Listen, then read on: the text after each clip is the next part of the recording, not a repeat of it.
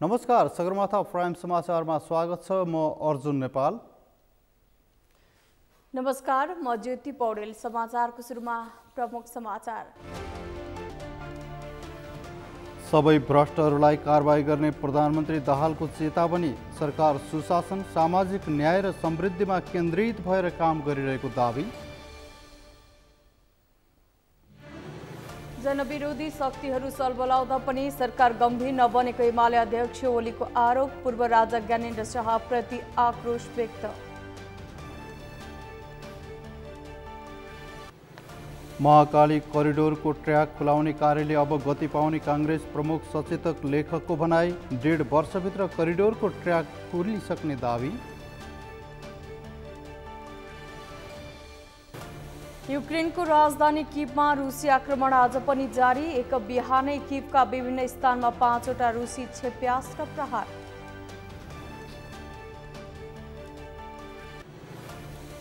र SSC premier cup cricket प्रतियोगिताको फाइनलमा नेपाल र युएई बीच आजको खेल वर्षाका कारण रोकियो। भोलि पुनः खेल हुने।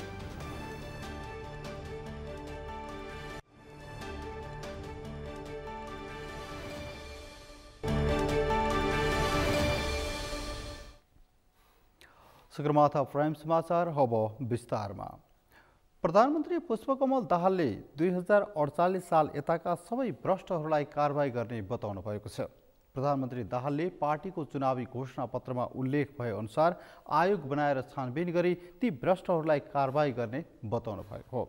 अखिल नेपाल ट्रेड युनियन महासङ्घले आज काठमाडौँमा आयोजना गरेको एक कार्यक्रममा उहाँले छिट्टै आयोग गठन गरी भ्रष्टहरूलाई कारबाही गर्ने प्रक्रिया सुरु गरिहाल्ने पनि बताउनुभयो।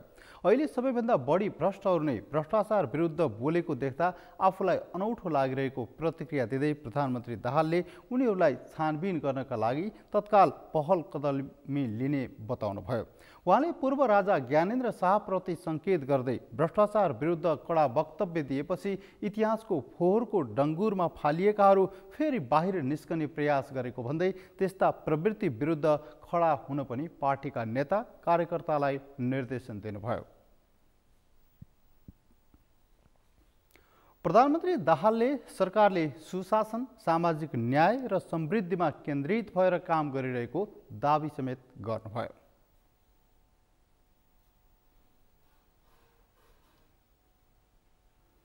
एमाले अध्यक्ष केपी शर्मा ओलीले वर्तमान सरकारले केही पनि गर्न नसक्ने दावी गर्नुभएको छ। अध्यक्ष ओलीले नेपाली जनताले पाएको उपलब्धि विरुद्ध विभिन्न प्रकारका शक्तिहरू सलबलाउन थाल्दा पनि गम्भीर नभएको भन्दै सरकारले केही पनि गर्न नसक्ने दावी गर्नुभएको हो। अन्तर्राष्ट्रिय श्रमिक दिवसको अवसरमा काठमाडौँमा आयोजित एक कार्यक्रममा अध्यक्ष ओलीले केही गर्न नसक्ने भए किन सरकारमा बसिरहेको छ भनेर अचम्म मान्नुपर्ने अवस्था रहेको टिप्पणी गर्नुभयो। पूर्व राजा ज्ञानेन्द्र शाहप्रति लक्षित गर्दै उहाँले दुलोबाट मुसाले बिरालो हेरे जसरी अनुकूल परिस्थितिको खोजी गरिरहँदा पनि सरकारले भने निरीहता मात्रै प्रकट गरिरहेको जिकिर गर्नुभयो। ओलीले सिंहदरबारको फोहोर काठमाडौँ महानगरपालिकाले उठाउँदिन भन्दा सरकारले त्यसको जवाफ दिन नसकेको भन्दै आक्रोश समेत व्यक्त गर्नुभयो।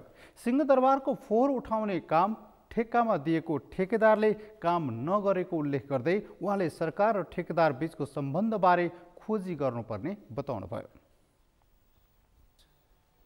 सरकारी कर्मचारीलाई नै तनखा खुवाउन नसक्ने अवस्थामा अझै पुगिसकेका छैनौँ। अर्थमन्त्रीको भनाइ भनेपछि विकास निर्माण त कता हरायो कता हरायो, सामाजिक कार्यहरू कता हराए कता हराए, अरू गर्नुपर्ने कामहरू, खोज अध्ययन अनुसन्धानका कामहरू आदि कहाँ हराए कहाँ हराए, सामाजिक सुधारका कामहरू कता हराए कता हराए। अब त कर्मचारीलाई तनखा खुवाउन र सरकार छ है भन्ने पार्न बाहेक सरकारको अवस्था रहेन, देशको अर्थतन्त्रले दिएन। त्यस अवस्थामा पुगिसकेको कुरा अर्थमन्त्री बताइरहनु।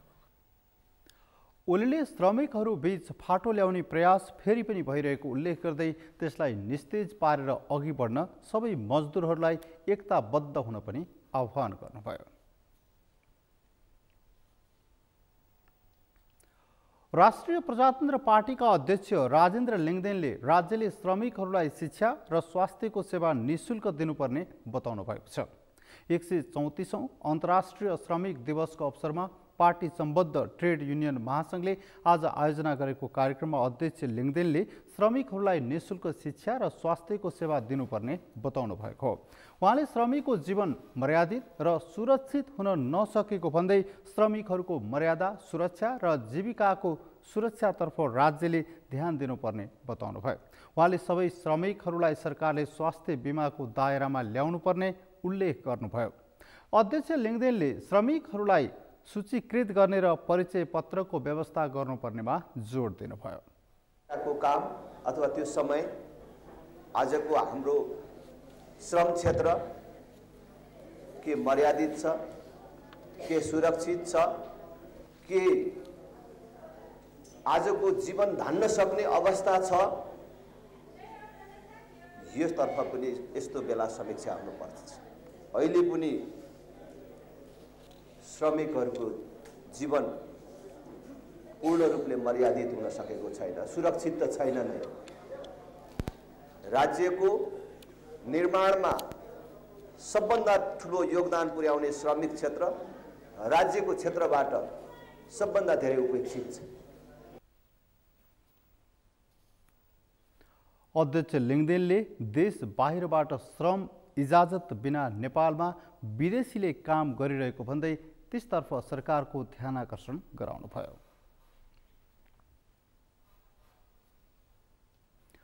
आज अन्तर्राष्ट्रिय मजदुर दिवस। प्रत्येक वर्षको मे 1 मा विश्वभर विभिन्न कार्यक्रम गरी मजदुर दिवस मनाउने गरिन्छ। नेपालमा पनि विभिन्न कार्यक्रम गरी दिवस मनाइयो। विभिन्न राजनैतिक दलहरूले आयोजना गरेका कार्यक्रममा नेताहरूका चिल्ला भाषणहरू सुन्न पनि पाइयो। दलका नेताहरूले आजको अन्तर्राष्ट्रिय मजदुर दिवसलाई राजनैतिक रोटी सेक्ने अवसरका रूपमा सदुपयोग पनि गरे। तर मजदुरहरूको समस्या भने जस्ताको तस्तै छ। यमुना सापकोटाको रिपोर्ट। प्रत्येक वर्षको मे 1 मा विश्वभर अन्तर्राष्ट्रिय मजदुर दिवस मनाउने गरिन्छ। देशका विभिन्न स्थानमा कार्यक्रम आयोजना गरी दिवस मनाइयो। कार्यक्रमहरूमा मजदुरका अधिकार र हकहितका विषयमा जोडतोडले आवाज पनि उठाइयो। तर वर्षौंदेखि न्यून पारिश्रमिक, रोजगारदाताको दबाव, शोषण लगायतका समस्याबाट गुज्रिरहेको मजदुरको समस्या भने जस्ताको तस्तै छ। 2074 मा जारी भएको श्रम ऐन अनुसार काममा बाधा गर्न नहुने, रोजगारदाता सम्झौता नगरी काममा लगाउन नहुने, सरकारले तोकेको न्यूनतम पारिश्रमिक दिने, आधारभूत पारिश्रमिकका आधारमा सामाजिक सुरक्षा कोष र अन्य सुविधा प्रदान गर्ने लगायतका व्यवस्था उल्लेख गरिएको छ। तर अधिकांश निजी क्षेत्रका व्यावसायिक केन्द्रहरूमा उल्लेखित ऐन लागू भएको छैन। त्यस्तै कतिपय त सरकारी तथा अर्ध सरकारी संस्थाहरूमा समेत श्रम ऐन कार्यान्वयन भएको छैन। सुत्केरी बिदा बसेकाहरूको जागिरे गएको, श्रम बापतको रकम माग्दा अमानवीय व्यवहार खेप्नु परेको घटनाहरू सुन्न पाइन्छ। पारिश्रमिक नपाएर ज्यानै गुमाएका उदाहरणहरू पनि छन्। विभिन्न नगरपालिकामा हामीले दर्ता गर्ने प्रक्रिया हामीले अगाडि बढाएका थियौँ। त्यति बेला हाम्रो स्थानीय विकास मन्त्री प्रशासन सिंह हुनुहुन्थ्यो। उहाँको नेतृत्वमा हामीले किनभने उहाँको पलमा उहाँलाई हामीले त्यसका गुनासोहरू राखेर त्यसको दर्ता गर्ने प्रक्रिया प्रारम्भ चाहिँ भएको छ। तर यसको दर्ता गर्ने गइसकेपछि पनि सरल तरिकाले दर्ता हुने प्रक्रिया चाहिँ छैन। नेपालको अन्तरिम संविधानले पनि श्रमिकको अधिकार सुनिश्चित गरेको छ, तर कार्यान्वयन भने शून्य प्राय छ। विकसित राष्ट्रहरूले विभिन्न देशका मानव स्रोतहरूलाई उचित पारिश्रमिक दिएर आफ्नो देशमा रोजगारको अवसर प्रदान गर्छन्। नेपालमा भने सुरुमा त रोजगारी पाउने गाह्रो, यदि काम पाइहाले पनि गुजारा चलाउने मुस्किल पर्ने पारिश्रमिक हुन्छ, जसकारण युवाहरू विदेश पलायन हुन बाध्य छन्। श्रमिकका अधिकारको विषयमा कुरा उठाउन थुप्रै ट्रेड युनियनहरू छन्, तर श्रम मन्त्री 1 वर्ष नपुग्दै परिवर्तन हुने प्रवृत्तिले मजदुरको हकहितका विषयमा सम्बोधन हुन नसकेको सरकारवालाहरूको भनाइ छ। के भन्न चाहन्छु भने भन्दा नेपालमा सरकार छ कि छैन, राज्य नै छ कि छैन भन्ने कुरो राज्य भएको अनुभूति नै हामीलाई छैन। किनभने भन्दाखेरि यो श्रम क्षेत्रलाई हेर्ने दृष्टिकोण नेपालका कुनै पनि चाहिँ अब सरकारलाई त्यति चाहिँ चासोको विषय परेन। अब हेर्नुहोस् न तपाईँ, यो 2 वर्षमा चाहिँ कतिवटा श्रम मन्त्री फेरिए होइन। अति हरेक फेरिएका चाहिँ 6-6 महिनामा फेरिने श्रम मन्त्रीलाई हामीले यो गर्नु पर्यो त्यो गर्नु पर्यो भन्छौँ, लबिङ गर्छौँ, उसलाई चाहिँ अब हाम्रा कुराहरू भन्छौँ। भन्दा चाहिँ अब अन्तिम समयमा ऊ कन्भिन्स गर्ने बेला इम्प्लिमेन्टेसनको पालो आउँदा ऊ आफै गइसकेको हुन्छ, फेरि अर्को मन्त्री आउँछ। त्यसकारणले गर्दा राजनीतिक अस्थिरताको कारण नै नेपालको चाहिँ सबै समस्याहरूको समाधान हुन नसक्नुको पहिलो कारण हो भन्ने हामीलाई लाग्छ। श्रम ऐन अनुसार सरकारी, अर्ध सरकारी तथा गैर सरकारी जुनसुकै क्षेत्रमा काम गर्ने श्रमिकलाई समान व्यवहार गर्नुपर्छ। तर यहाँ त रोजगारदाता मात्र नभई आफूभन्दा ठुला पोस्टमा भएका श्रमिकबाटै शोषित हुनुपर्ने बाध्यता छ। यस्ता घटनाहरू बाहिर आइरहँदा पनि सम्बन्धित निकाय भने मौन जस्तै छ। ऐन बनेको छ, न्यूनतम पारिश्रमिक पनि निर्धारण भएको छ, तर त्यो अनुसारको कार्यान्वयन ठोस ढङ्गले भएको छैन र कार्यान्वयन भएको नभएको अनुगमन समेत भएको छैन। त्यसैले प्रभावकारी ढङ्गले कार्यान्वयन गर्ने, कार्यान्वयन हुन नसकेका ठाउँमा अनुगमन गरेर सम्बन्धित रोजगारदातालाई न्यूनतम पारिश्रमिकको जुन सरकारले प्रबन्ध गरेको छ, कानुनी प्रबन्ध, त्यसलाई कडाइका साथ लागू गर्ने बाटो लिनुपर्छ भन्ने लाग्छ मलाई। अहिलेको सबैभन्दा पहिलो समस्या भनेकै न्यूनतम पारिश्रमिक कार्यान्वयन हुन नसक्नु हो।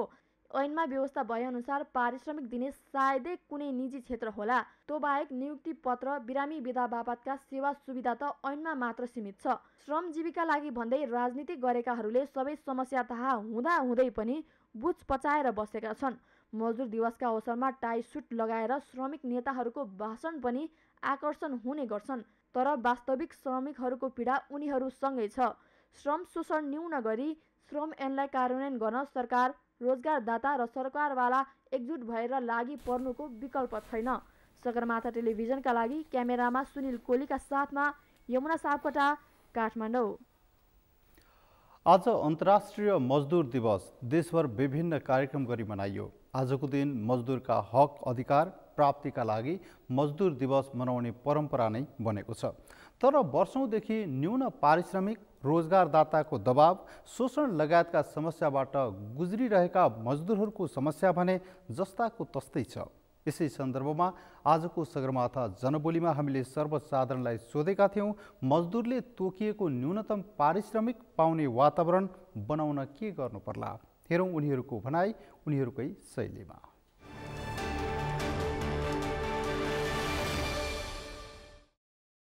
पर्यावरण बचाऊ, देश बचाऊ भन्ने चाहिने एउटा शब्द हामीले किताबहरूमा पनि पाउँछौँ र पढेका पनि छौँ। तर मजदुर बचाऊ र देश बनाऊ भन्ने चाहिने शब्द चाहिने कुन उसले दिने, त्यो एउटा मेरो मेन चासो र मैले ठाउँ ठाउँमा उठाइरहेको पनि छु होइन। पर्यावरण बचाऊ र देश बचाऊ भन्ने नारा चाहिने सबै किताबमा पाइने, तर मजदुर बचाऊ र देश बनाऊ भन्ने चाहिँ नारा चाहिने कोही नपाउने, यो चाहिने सबभन्दा मेन चाहिने मुख्य चाहिने अभिधारणा छ। तसर्थ यो कुरालाई चाहिँ यो ट्राइपार्टाइट कन्सर्नको कुराहरू रहन्छ। श्रमिक क्षेत्रको विषयहरू, त्यो चाहिँ श्रमिकको विषय, रोजगारदाता या उद्योगपतिहरूको विषय र सरकारको विषय, यो तीनै पक्षको साझा विषयको रूपमा चाहिँ यो विषयलाई स्वीकार गर्न जुन मितिदेखि सक्छौँ, त्यस पछाडि न्यूनतम पारिश्रमिक पनि कायम हुन्छ र न्यूनतम पारिश्रमिक श्रमिकको जीविकोपार्जनको निमित्त पनि पर्याप्त हुने दिशामा अगाडि बढ्छ भन्ने मलाई लाग्दछ। सबभन्दा पहिला त सरकार अलिकति प्रभावकारी ढङ्गबाट चाहिँ प्रतिष्ठानहरूमा श्रम कार्यालयलाई अलिक प्रभावकारी बनाउनु पर्यो र अनुगमन गर्नु पर्यो र सरकारले तोकेको जुन न्यूनतम ज्याला छ त्यो ज्याला पनि लगाउन सक्दैन भनेदेखि सरकारको औचित्यता हुँदैन। त्यहाँ मापदण्ड भनेको उसले श्रम कार्यालयबाट श्रम निरीक्षकलाई चाहिँ प्रत्येक उद्योगहरूमा चाहिँ यो न्यूनतम ज्याला लागू भएको छ कि छैन भनेर उसले चाहिँ डाटा सङ्कलन गर्नु पर्यो र त्यस्ता न्यूनतम ज्याला लागू नगर्ने उद्योगहरूलाई जरिवाना गर्ने अथवा के गर्ने कारबाही गरेर यसलाई लागू गराउनुपर्छ। ट्रेड युनियन र रोजगारदाताहरू मिलेर यसलाई चाहिँ न्यूनतम वेतन चाहिँ तल्लोभन्दा तल्लो स्तरमा जुन अनौपचारिक क्षेत्रमा काम गर्ने साथीहरूलाई पनि दिने गरी चाहिँ एउटा रेट निर्धारण गरेर एउटा कार्यदल बनाएर अगाडि बढ्ने हामीले बुझेका छौँ र त्यही अनुसारले गयो भने यो न्यूनतम पारिश्रमिक चाहिँ तल्लो स्तरका मजदुरले पाउँछन् पक्कै पनि।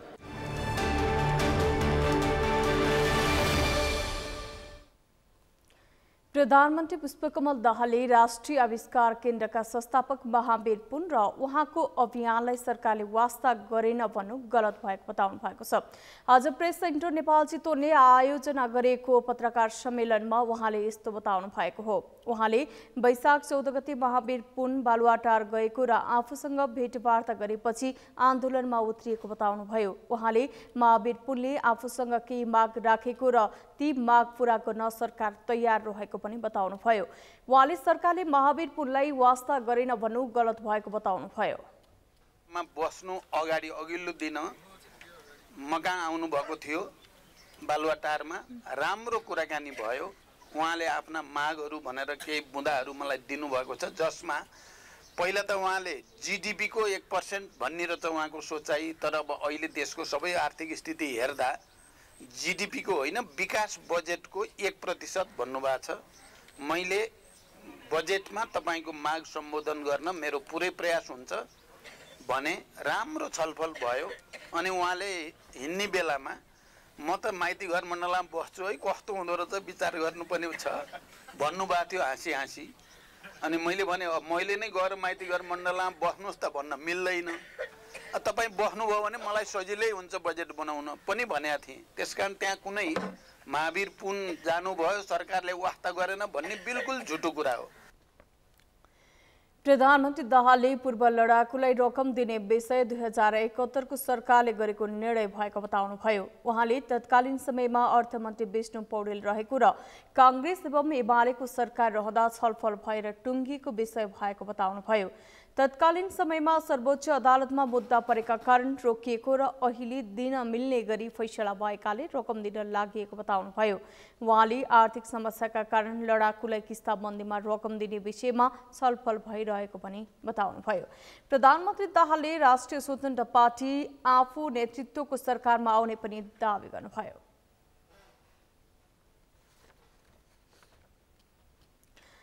राष्ट्रिय आविष्कार केन्द्रका संस्थापक महावीर पुन र सरकार बीच 4 बुद्धि सहमति भएको छ। आज सिंहदरबारमा सरकार र पुन बीच 4 बुद्धि सहमति भएको हो। पुन र उपप्रधान एवं रक्षा र कानून, न्याय तथा संसदीय मामिला मन्त्री पूर्णबहादुर खड्का बीच वार्ता भएपछि सहमति जुटेको हो। सहमति भएसँगै आन्दोलन पनि टुङ्गिएको छ। एक रिपोर्ट। सरकार र महावीर पुन बीच सहमति भएको छ। सहमति अनुसार अनुसन्धान तथा विकास, नवप्रवर्तन तथा आविष्कार सम्बन्धी कार्यहरू एकीकृत रूपमा सञ्चालन गर्न नेपाल सरकारले एक कोष स्थापना गर्नुपर्ने र यस कोषबाट अनुसन्धान तथा विकास, नवप्रवर्तन तथा आविष्कार सम्बन्धी कार्यहरूमा लगानी गर्ने कोषको व्यवस्थापन तथा सञ्चालन गर्न संघीय संसदको आउँदो अधिवेशनमा विधेयक पेश गरी पारित गर्ने। सो विधेयकको मस्यौदा सरकारवालाको परामर्शमा आगामी 60 दिनभित्र तयार गर्ने। आगामी आर्थिक वर्षदेखि संघीय सरकारको पुँजीगत बजेटको 1% रकम अनुसन्धान तथा विकास, नवप्रवर्तन तथा आविष्कार कोषमा जम्मा गर्ने।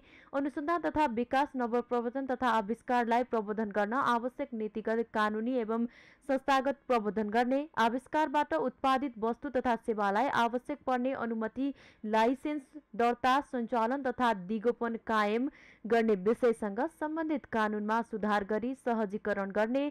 मागपत्रमा उल्लेखित विषयहरूमा दुवै पक्ष बसेर समीक्षा गर्ने र महावीर पुनको नेतृत्वमा भइरहेको धरना लगायत सबै आन्दोलन कार्यक्रम अन्त्य गर्ने सहमति भएको छ। संघीय सरकारको वार्षिक विकास बजेटको 1% रकम त्यो कोष खडा गर्ने, कोषमा जम्मा गर्ने।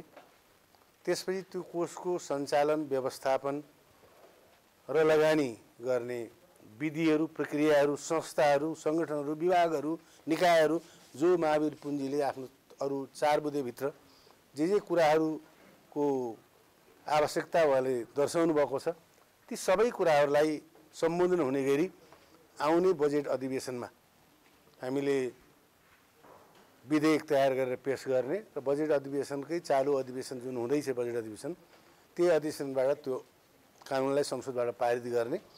त्यही ऐनकोमा भएका व्यवस्था अनुसार त्यो कोषको सञ्चालन, लगानी, व्यवस्थापन गर्ने गरी हामीले अहिले सहमति नेपाल सरकारको तर्फबाट मैले र अभियानको तर्फबाट महावीर पुञ्जीले हामीले सहमतिमा हस्ताक्षर गरेका छौँ। सहमतिमा हस्ताक्षरपछि सञ्चारकर्मीहरूसँगको भेटमा राष्ट्रिय आविष्कार केन्द्रका अध्यक्ष महावीर पुनले आजबाट आफ्नो आन्दोलन स्थगित गरेको बताए। उनले आन्दोलन शान्तिपूर्ण भएको र छलफल पनि सकारात्मक भई सहमति भएको बताए। उनले सरकारले माग पूरा गरेको छ भनेर बाहिरियो भने आन्दोलन गरेको अर्थ नरहने भन्दै अब युवाहरूलाई उठाउने आन्दोलन सुरु गर्ने बताए। जुन कुरा हामीले बोल्छौँ, जुन कुरा चाहिँ अहिले यहाँ हस्ताक्षर गर्यौँ, अब त्यो अनुसार चाहिँ अब आन्दोलन चाहिँ आजदेखि चाहिँ हामीले रोक्छौँ।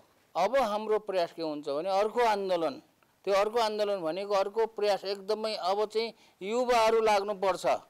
अब आन्दोलन गरेर चाहिँ यो सफलता पाइयो भनेर फेरि युवाहरू मक्ख परेर बस्यो भनेदेखि यो मन्त्रालयले मात्रै माग पुरा गरिदिएर त केही पनि हुँदैन।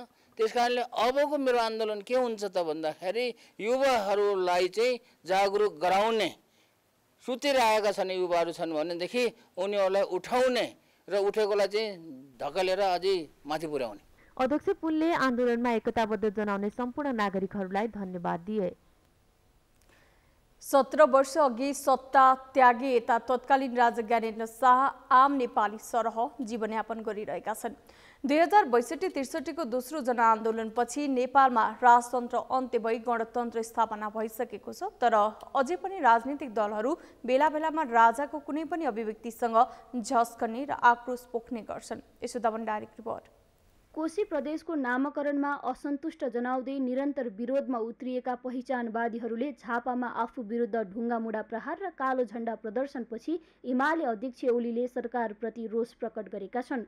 उक्त घटनालाई लिएर ओलीले पूर्व राजा ज्ञानेन्द्र शाहलाई समेत मुछिरहेका छन्। ट्विटरमा पूर्व युवरागी हिमानी शाहको नाममा ओलीलाई झापामा ढुङ्गामुढा प्रहारमाथि भएको टिप्पणीलाई लिएर ओलीले त्यसैलाई आधिकारिक मानेर पूर्व राजा ज्ञानेन्द्रलाई धेरै फुरफुर नगर्न र चलखेल नगर्न चेतावनी दिएका छन्। पूर्व राजाको सचिवालयबाट पूर्व राजा ज्ञानेन्द्र शाह र हिमानी शाहले कुनै पनि सामाजिक सञ्जाल नचलाउने स्पष्ट गरिसकेको भए पनि ओलीको आक्रोश कम भएको छैन।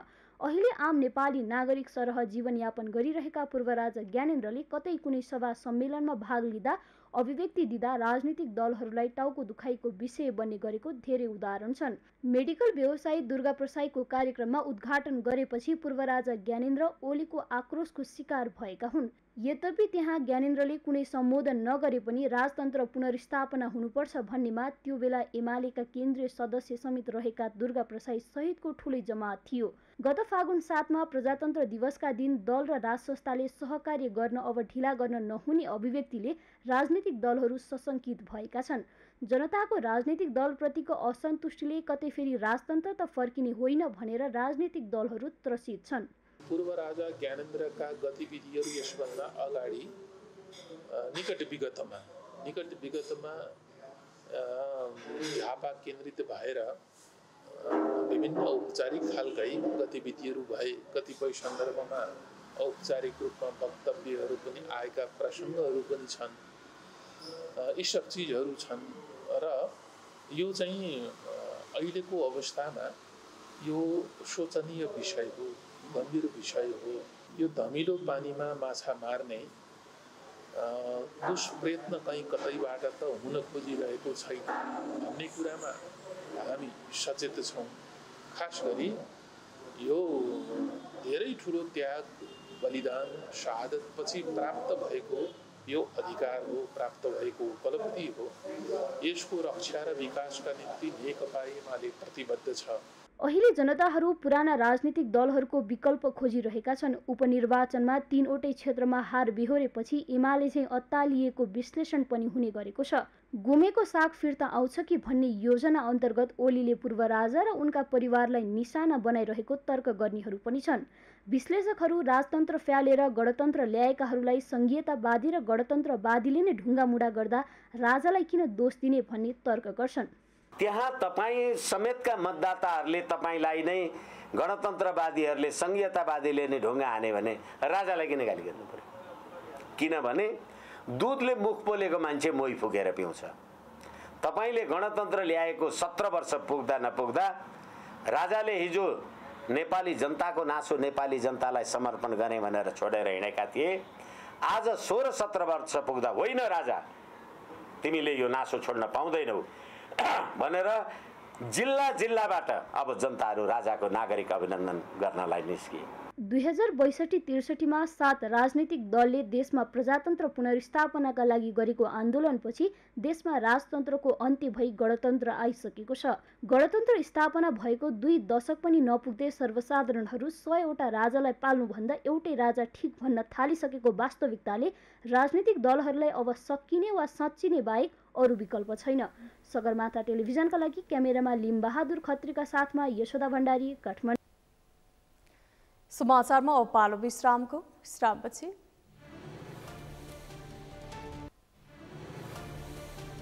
महाकाली करिडोरको ट्र्याक खुलाउने कार्यले अब गति पाउने कांग्रेस प्रमुख सचेतक लेखकको भनाई। 1.5 वर्षभित्र करिडोरको ट्र्याक खुलिसक्ने दावी। पृथ्वी राजमार्गको धार्के बजार नजिकको गणेशखोला पुल भाँसिदा सवारी आवागमन ठप्प। वैकल्पिक बाटो प्रयोग गर्न प्रहरीको आग्रह।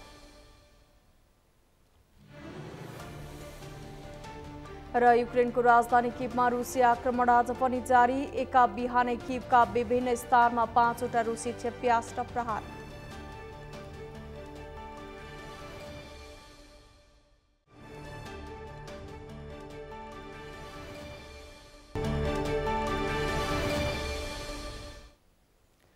विश्रामपछि समाचारमा स्वागत छ। अब बाँकी समाचार। राष्ट्रिय स्वतन्त्र पार्टीले सरकारमा जाने वा नजाने भन्ने बारे निर्णय लिन आगामी शुक्रबार केन्द्रीय समिति र पार्टी संसदीय दलको संयुक्त बैठक बोलाएको छ। आज काठमाडौँमा बसेको पार्टी केन्द्रीय समितिको बैठकले सरकारमा जाने नजाने भन्ने बारे निर्णय लिन आगामी वैशाख 22 गते शुक्रबार संयुक्त बैठक बोलाउने निर्णय गरेको हो। बैठकले पार्टी सरकारमा बस्ने वा प्रतिपक्षमा बस्ने भन्ने निर्णय गर्ने प्रवक्ता डाक्टर मुकुल ढकालले जानकारी दिनुभयो। बैठकमा केन्द्रीय सदस्यहरूले सरकारमा रहँदा वा प्रतिपक्षमा रहँदाका फाइदा बेफाइदा बारे समीक्षात्मक धारणा राख्नु भएको उहाँले जानकारी दिनुभयो। विजय भएर आएपछि उहाँलाई संसदीय दलको नेता बनाउने थियो। केन्द्रीय कमिटीको अलि अगाडिको बैठकले उहाँलाई संसदीय दलको नेतामा प्रस्ताव पठाएको थियो र त्यसलाई हामीले अहिले सर्वसम्मतिबाट संसदीय दलको नेता चयन गर्यौँ। अरू चाहिँ नि हामीले प्राविधिक रूपमा काम गर्नलाई संसदीय काम गर्नलाई सजिलो बन्न हामीले केही समितिहरू बनायौँ, जस्तो विधेयक अध्ययन समिति, समसामयिक समिति, त्यस्तै गरी सचेतक। हाम्रो पार्टीमा प्रमुख सचेतक रूपमा म कार्यरत छु अनि सचेतक हुनुहुन्न थियो। अहिले माननीय निशा डाङ्गीलाई हामीले सचेतक बनाएका छौँ। राष्ट्रिय स्वतन्त्र पार्टीले सरकारमा जानका लागि पहिलाकै मन्त्रालय पाउनुपर्ने, सरकारको न्यूनतम साझा कार्यक्रम पुनर्लेखन गर्नुपर्ने र सरकार पूरा अवधि नै टिक्नुपर्ने शर्त राखेको छ।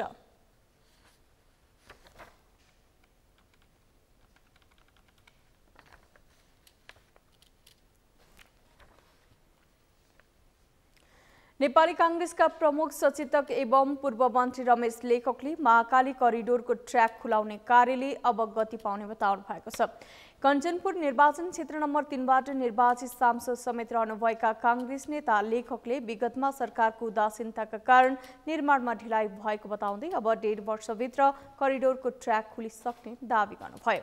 करिडोरको शून्य बिन्दु कञ्चनपुरको ब्रह्मदेव क्षेत्रको खल्ला मसिटीमा आइतबार स्थलगत अनुगमन गर्ने क्रममा उहाँले रुख कटान अनुमतिकै कारण योजनाको काम विगतमा प्रभावित रहेको बताउनुभयो। अहिलेको सरकारले कञ्चनपुरदेखि दार्चुलासम्म नै करिडोरको ट्र्याक खुलाउन रुख कटान लगायत अरू कामको अनुमति दिइसकेको अवस्था रहेको भन्दै नेता लेखकले कञ्चनपुरबाट आउँदो दशैंमा डडेलधुराको जोगबुढा क्षेत्रमा यही ट्र्याकबाट पुग्ने बताउनुभयो। काट्ने अनुमति दियो र त्यसका सँगसँगै चाहिँ त के भनेपछि राइट अफ वे पनि दिएको हुनाले अब चाहिँ त यो काम अगाडि बढ्छ र रुखहरू काट्ने काम अनि ट्र्याक खोल्ने काम अगाडि बढ्छ। त्यो काम कसरी अगाडि बढिरहेछ, कसरी सुरु भएको छ भनेर हेर्न हामी यहाँ आएको हो। आउने यो दशैं यही दशैंसम्ममा यही कोरिडोरको ट्र्याक खोल्ने डडेलधुरासम्म र यसै ट्र्याकबाट यसै बाटोबाट जोगबुढा जाने गरेर चाहिँ त तपाईँहरू काम गर्नुहोस् भनेर भनेको छु र उहाँहरूले दशैंसम्ममा यो ट्र्याक खोलेर यसै बाटोबाट यही ट्र्याकबाट जोगबुढा जाने चाहिँ त व्यवस्था हुन्छ, डडेलधुरा जाने व्यवस्था हामी गर्छौँ भनेर भनेको छ। करिडोरको शून्य बिन्दुदेखि 15 किलोमिटर ट्र्याक खुलाउने काम ठेक्का सम्झौता भएको 1.5 वर्ष बितिसक्दा पनि रुख कटानको अनुमति नहुँदा अलपत्र थियो। धादिङको धार्के पुल भाँसिएपछि पृथ्वी राजमार्गमा सवारी आवागमन ठप्प भएको छ। धादिङको धार्के बजार नजिकैको गणेशखोला पुल भाँसिएको हो। पुल भाँसिएपछि आज दिउँसो 4 बजेबाट सवारी आवागमन बन्द भएको जिल्ला प्रहरी कार्यालय धादिङका प्रहरी नायब उपरीक्षक सन्तुलाल प्रसाद जयसेवारले जानकारी दिनुभएको छ। पृथ्वी राजमार्ग हुँदै पूर्व पश्चिमका विभिन्न जिल्लाबाट काठमाडौँ भित्रिने र बाहिरिने यो नै एकमात्र राजमार्ग हो। धुनीबैसी नगरपालिका 6 र थाक्रे गाउँपालिका 8 को सीमाना जोड्ने पुल भएको स्थानका दुवै भागमा घरहरू भएकाले वैकल्पिक बाटो निकाल्न पनि समस्या भएको प्रहरी नायब उपरीक्षक जैसवालले बताउनुभयो।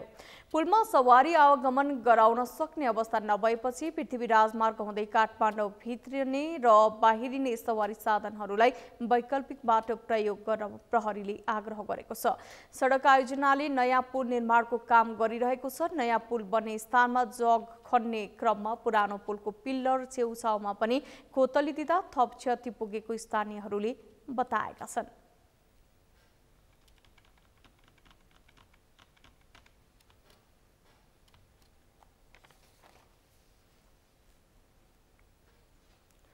नेपाल स्वास्थ्य कर्मी युनियन बागमती प्रदेश समितिले स्वास्थ्य क्षेत्रको समाधानका लागि तीनै तहका सरकारलाई आग्रह गरेको छ।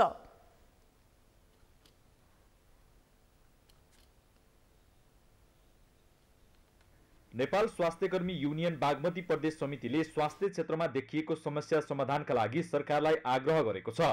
जनताको आधारभूत स्वास्थ्य सेवा प्रदान गर्न तीन तहकै सरकार जिम्मेवार नभएको टिप्पणी समेत स्वास्थ्य कर्मीहरूले गरेका छन्। उनीहरूले कानून निर्माणका सम्बन्धमा बाँझिने गरी कानून बनाउँदा स्वास्थ्य कर्मीले सेवा सुविधा पाउनबाट वञ्चित भएको गुनासो गरे। त्यस्तै स्वास्थ्य क्षेत्रमा ग्रेड वृद्धिमा राजनीतिकरण गरेर काम गर्नबाट वञ्चित गराउने समस्या समेत देखिएको उनीहरूले बताएका छन्। हामीलाई चाहिँ मन लागे स्थानीय तहको कानून लगाइदिएको छ अनि मन लागेन प्रदेशको कानून लगाइदिएको छ, भएन संघीय कानून लगाइदिएको छ। कसले कुन कानून लाउँदा कर्मचारीलाई चाहिँ बेफाइदा हुन्छ, उसलाई पेल्न पाइन्छ, उसलाई घच्याल्न पाइन्छ, खेच्न पाइन्छ, अप्ठ्यारो कसरी पर्छ, तीनटा कानूनमध्ये त्यो अप्ठ्यारो पर्ने कानून चाहिँ हामीलाई कर्मचारीलाई लाद्ने काम भएको। स्वास्थ्य कर्मीहरूको समस्याको समाधानतर्फ लाग्ने प्रतिबद्धता जनप्रतिनिधिहरूले जनाएका छन्। स्थानीय तहमा कार्यरत स्वास्थ्य कर्मीहरूलाई कोरोनाको समयमा पनि राम्रो सेवा सुविधा दिएको दावी गर्दै संघ र प्रदेशसँग नबाझिने गरी कानून बनाउने जनप्रतिनिधिले प्रतिबद्धता जनाएका हुन्। स्वास्थ्य क्षेत्र सुधारका लागि स्थानीय सरकारसँग समन्वय गर्दै आवश्यक कानून निर्माणमा सहयोग गर्न पनि उनीहरूले आग्रह गरेका छन्। कहाँनिर सर्राउने, कहाँनिर स्वास्थ्य कर्मीलाई तपाईको समस्या परेको छ, कहाँनिर तपाईको चाहिँ स्वास्थ्य कर्मीलाई तपाईले व्यवस्थापन गर्नुहुन्छ, पदस्थापना होस्, तपाईको चाहिँ उहाँहरूको हक र हित र तपाईको चाहिँ के अरे समस्याको कुरा होस्, त्यो तपाईबाट चाहिँ तपाईको प्रशासनिक अधिकृतबाट तपाईहरू आउनुहोस्। त्यो बाहेक जनप्रतिनिधिले कुनै पनि हस्तक्षेप गर्ने छैन। नेपाली कांग्रेसका प्रतिनिधि सभा सदस्य दुर्लभ थापाले छोटो समयमा हुने सरकार परिवर्तनले स्वास्थ्य क्षेत्रमा समस्या देखिएको बताएका छन्। कोरोनाको समयमा स्वास्थ्य कर्मीको भूमिका स्मरण गर्दै संविधानको अधिकार प्रयोग गर्दै स्वास्थ्य कर्मीलाई लाभ हुने गरी ऐन बनाउन लाग्ने उनको ठम्याइ छ। अब देशको परिस्थिति दिएको छ, परिस्थिति सबैले बुझेकै छ, तर एउटाले अर्कोलाई होच्याएर, सङ्घले सङ्गठनलाई होच्याएर, सङ्गठनले सङ्घलाई होच्याएर, एउटा पार्टीले अर्को पार्टीलाई होच्याएर, एउटा पार्टीले अर्को पार्टीले गाली गरेर मुलुक अगाडि बढ्न सक्दैन। यही अहिले समस्याको समाधान यही संविधानभित्र छ। यो संविधानमा भएका केही नियम कानुनहरू केही बनाउनु पर्ने छ, केही संशोधन गर्नुपर्ने छ। यसको लागि तपाईँहरूले पनि आफ्नो ठाउँबाट चाहिँ आवाज उठाउनै पर्छ, आवाज बुलन्द गर्नै पर्ने छ। सांसद थापाले स्वास्थ्य कर्मीहरूले एक अर्काको विरोध गर्न छोडी आफ्नो संगठनबाट समस्या समाधानका लागि पहल गर्न समेत आग्रह गरेका छन्। सगरमाथा टेलिभिजनका लागि क्यामेरामा गौरव खड्काका साथ अभिषेक सुनार, काठमाडौँ। नेपालमा प्री मनसुन सुरु भएसँगै चट्याङको जोखिम बढेको छ। चट्याङ लागेर गत एक सातामा 3 जनाको मृत्यु भएको छ भने 8 जना घाइते भएका छन्। प्री मनसुन अर्थात् चैत्र, वैशाख र ज्येष्ठमा चट्याङको जोखिम धेरै हुने गरेको विज्ञहरूको भनाइ छ। हरेक वर्ष हुने प्राकृतिक विपद चट्याङलाई रोकथाम गर्न सकिँदैन, तसर्थ यसबाट बच्न सतर्कता अपनाउन विज्ञहरूको सुझाव रहेको छ। मेनुका लम्सालको रिपोर्ट। नेपालमा अहिले प्री मनसुन चलिरहेको छ। चैत, वैशाख र जेठ प्री मनसुनको महिना हो। प्री मनसुनसँगै चट्याङको जोखिम पनि बढ्ने गर्छ। अहिले त्यस्ता चट्याङबाट हुने क्षतिका विवरण पनि सार्वजनिक भइरहेका छन्। चट्याङ लागेर देशभर गत महिनादेखि हालसम्म 6 जनाको मृत्यु भइसकेको छ। त्यस्तै 47 जना घाइते भएको सरकारी तथ्याङ्क छ। विशेष गरी चट्याङको प्रभाव चुरे क्षेत्रहरूमा पर्ने गर्छन्। मौसममा आएको प्रतिकूलताका कारण हावाहुरी सहित चट्याङको सम्भावना हुन्छ। प्राकृतिक विपत्ति मध्ये चट्याङलाई सबैभन्दा बढी जोखिम मानिएको छ। प्रत्येक वर्ष पर्ने चट्याङका कारण मानवीय तथा भौतिक क्षति समेत हुने गरेको छ। मनसुनको समयमा पनि हुन्छ हैन, कहिलेकाहीँ त्यस्तो अलि शक्तिशाली मनसुनी सिस्टमहरू भएको बेलामा चाहिँ त्यो हुनसक्छ। तर बढी चाहिँ मोस्ट अफ द टाइम भनेको चाहिँ प्री मनसुन समयमा, चैत वैशाख जेठमा, जुन बेला अत्यन्त गर्मी हुन्छ, अत्यन्त चाहिँ यहाँ इन्टेन्स हिटिङ भएको हुन्छ, जमिन तातेको अवस्था हुन्छ, त्यस्तो बेलामा चाहिँ जलवायुहरू माथि उडेर धेरै माथि माथि वायुमण्डलमा जान्छ र एक किसिमको क्युमुलोनिम्बस क्लाउड बन्ने प्रक्रिया त्यहाँ बढी हुन्छ। त्यो हुनाले यस्तो प्रक्रिया चाहिँ यस्तो माउन्टेनस कन्ट्रीमा बढी हुने भएको हुनाले चाहिँ हामी कहाँ चट्याङको समस्या चाहिँ त्यत्तिकै मात्रामा रहन्छ। स्थानीय वायु सक्रिय भई बादल बनेर चट्याङ पर्ने र वर्षा हुने मौसमविद बताउँछन्। विश्वको तथ्याङ्कलाई हेर्दा 28वटा मुलुकमा गरिएको अनुसन्धान अनुसार वर्षमा 24,000 मानिसको चट्याङले मृत्यु भइरहेको छ। यी 28 मुलुक मध्ये मानवीय क्षतिका हिसाबमा नेपाल चौथो स्थानमा छ। अनुसन्धान अनुसार नेपालका झापा र मोरङमा सबैभन्दा बढी चट्याङ पर्ने गरेको छ, तर मानवीय क्षति भने मकवानपुरमा सबैभन्दा बढी हुने गरेको पाइएको छ। अग्लो ठाउँ वा अग्लो टावर नजिक, अग्ला रुखको छेउछाउ, धातुको तरबार, समथर र खुला ठाउँ, विद्युतीय सामग्री र तार जडित टेलिफोन प्रयोग चट्याङको उच्च जोखिम स्थानहरू हुन्। चट्याङको कारणले प्रति वर्ष 100 जनाको हाराहारीमा चाहिँ मानिसहरूले ज्यान गुमाएको अवस्था चाहिँ यहाँको जीवनलाई तथ्याङ्कले जनाउँछ। र नेपाल चाहिँ चट्याङको जोखिमको हिसाबले संसारकै अनुसन्धान गरिएका मध्ये 28-30वटा मुलुकमा अनुसन्धान भएको छ, जसमध्ये नेपाल चाहिँ सबभन्दा चट्याङको दृष्टिकोणले 5औं बढी मानवीय क्षति हुने देशमा परेको चाहिँ एउटा अनुसन्धानले देखाएको छ। चट्याङ प्राकृतिक विपत्ति भएकाले यसलाई रोकथाम गर्न सकिँदैन, तसर्थ प्री मनसुनको समयमा यो बढी सक्रिय हुने भएकाले सचेत भई यसबाट बच्न पूर्व तयारी गर्न आवश्यक छ। सगरमाथा टेलिभिजनका लागि क्यामेरामा लिम्बहादुर खत्रीका साथमा मेनुकालम साल, काठमाडौँ। जगद्गुरु तत्त्वदर्शी सन्त रामपालजी महाराजका अनुयायीहरूद्वारा काठमाडौँमा सत्सङ्ग कार्यक्रम आयोजना भइरहेको छ। कार्यक्रममा सन्त रामपालजी महाराजद्वारा लिखित पुस्तकहरू ज्ञानगङ्गा, जिउने मार्ग, गीता तिम्रो ज्ञान अमृत आदिको पुस्तकको प्रचार प्रसार गर्न सत्सङ्ग कार्यक्रम आयोजना गरिएको हो। एक रिपोर्ट। जगद्गुरु तत्त्वदर्शी सन्त रामपालजी महाराजका अनुयायीद्वारा काठमाडौँमा सत्सङ्ग कार्यक्रम आयोजना भइरहेको छ। कार्यक्रममा सन्त रामपालजी महाराजद्वारा लिखित पुस्तकहरू ज्ञानगङ्गा, जिउने मार्ग, गीता तिम्रो ज्ञान अमृत आदिको पुस्तकको प्रचार प्रसार गर्न सत्सङ्ग कार्यक्रम आयोजना गरिएको आयोजकले बताएका छन्। कार्यक्रममा सबै श्रद्धालुहरू एकत्रित भई सत्सङ्गमा सहभागी भएका थिए। सन्त रामपालजी महाराजको सत्सङ्ग प्रवचन प्रोजेक्टरको माध्यमले देखाइएको थियो।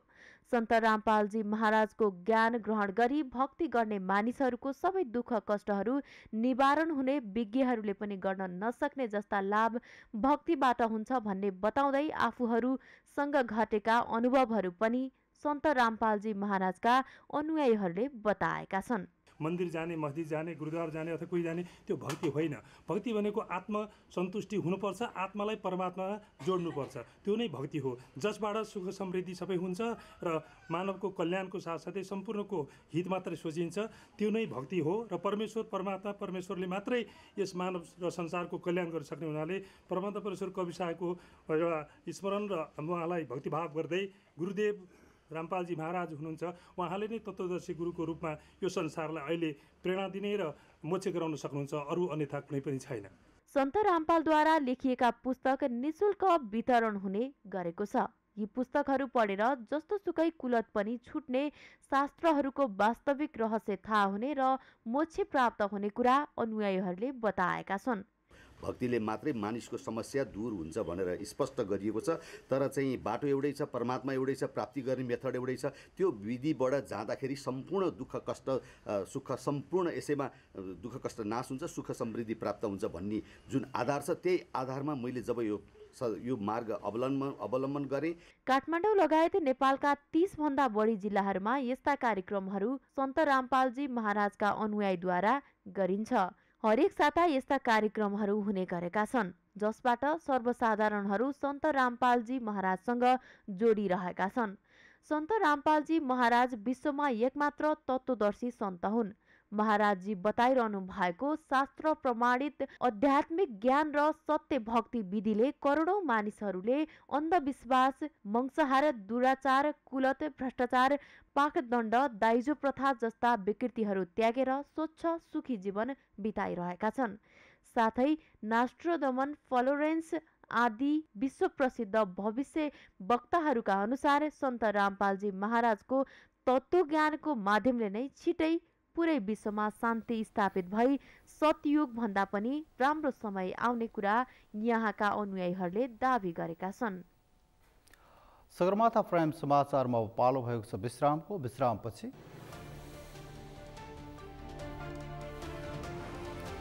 युक्रेनको राजधानी किभमा रुसी आक्रमण जारी। किभका विभिन्न स्थानमा 5वटा रुसी क्षेप्यास्त्र प्रहार।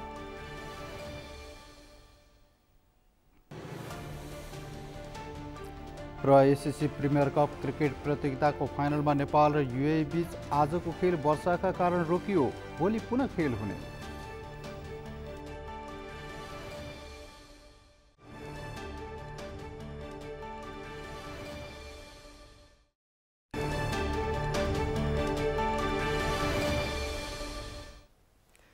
समाचारमा पालो खेल समाचारको।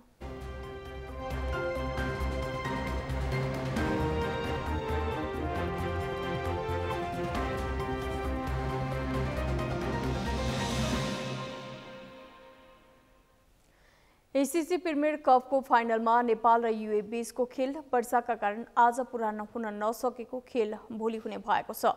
त्रिवेणी क्रिकेट मैदानमा टस हारेर पहिला ब्याटिङको निम्तो पाएको युएई 27.3 ओभरमा 9 विकेट गुमाएर 106 रन बनाउँदा रोकिएको खेल त्यही अवस्थाबाट भोलि हुने भएको हो। आज नेपालले 20 ओभर पनि ब्याटिङ गर्ने अवस्था नभएपछि खेललाई भोलि निरन्तरता दिने भएको। मंगलबार यही अवस्थाबाट खेल सुरु हुनेछ। मंगलबार नेपालले 20 ओभर पनि ब्याटिङ गर्न सकेन भने अन्तिम विकल्प सुपर ओभर हुनेछ। सुपर ओभर पनि वर्षाको कारण हुन नसकेको खण्डमा अन्तर्राष्ट्रिय वरियताका आधारमा नेपाल एसिया कपमा पुग्नेछ। अन्तर्राष्ट्रिय क्रिकेट काउन्सिल आईसीसी को एक दिवसीय वरियतामा नेपाल 14औं र युएई 19औं स्थानमा छन्।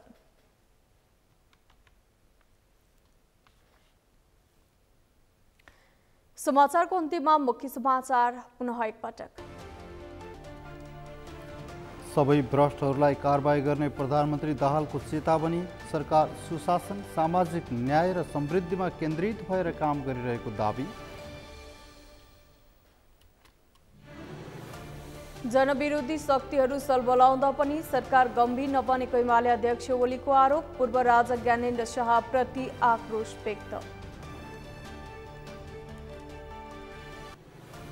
महाकाली करिडोरको ट्र्याक खुलाउने कार्यले अब गति पाउने कांग्रेस प्रमुख सचेतक लेखकको भनाई। 1.5 वर्षभित्र करिडोरको ट्र्याक खुलिसक्ने दाबी।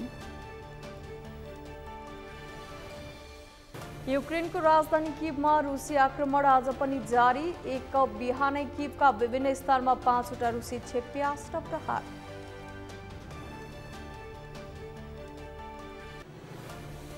र एसएससी प्रिमियर कप क्रिकेट प्रतियोगिताको फाइनलमा नेपाल र युएई बीच आजको खेल वर्षाका कारण रोकियो। भोलि पुनः खेल हुने।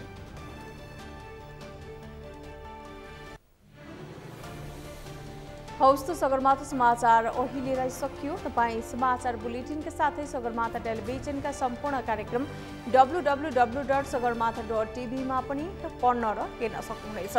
साथै युट्युबमा youtube.com/sagarmatha TV नेपालमा हेर्न सक्नुहुनेछ। तपाईँ हामीलाई फेसबुकमा पनि facebook.com/yastv नेपालमा फलो गर्न सक्नुहुनेछ।